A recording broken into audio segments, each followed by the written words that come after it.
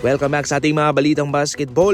Tapos na ang NBA trade deadline. Alas 4 po ng umaga ang deadline dito sa atin sa Philippine time. At doon sa kanila ay alas 3 naman. Ito po yung pinakamalaking trade na nangyari kanina. Ipinadala na ng Clippers itong si Ivica Zubac papuntang Indiana Pacers.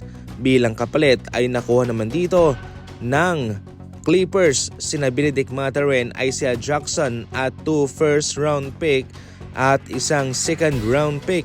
Baka matanong nyo, bakit nga ba pinakawalan ng Clippers itong magaling nilang center na si Zubac? Considering na ito'y bata pa naman at magtatagal pa sa NBA. Magaling tong batang ito mga idol.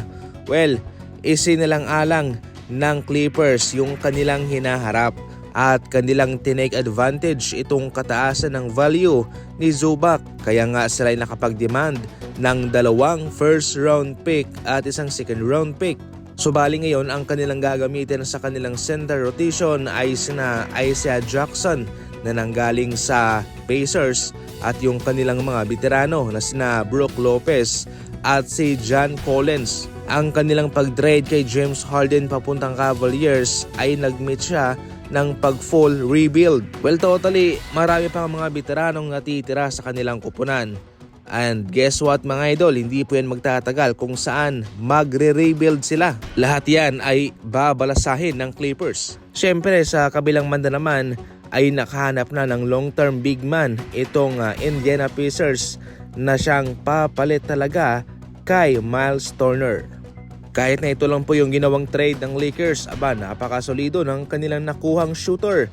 Itong si Luke Kennard mga idol, mas magaling to kay Gabe Vincent. Si Vincent ay mayroong career 34% na shooting sa 3. Pero itong si Luke Kennard, pangalawa sa mayroong pinakamataas na career shooting sa 3 sa NBA.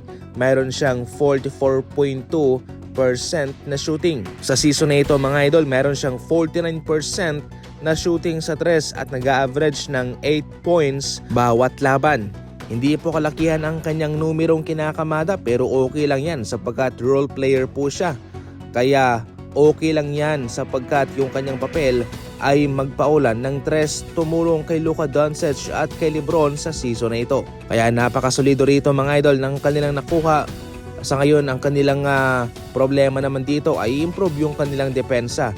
And so far, nagagampanan naman ni Marcus Smart ang kanyang trabaho at kaya magiging okay na itong Los Angeles Lakers. Nagmatigas naman itong Milwaukee Bucks at kanilang pinili na wag na lamang i-trade itong si Giannis. Kung kanilang gugustuhin, well, syempre, mangyayari.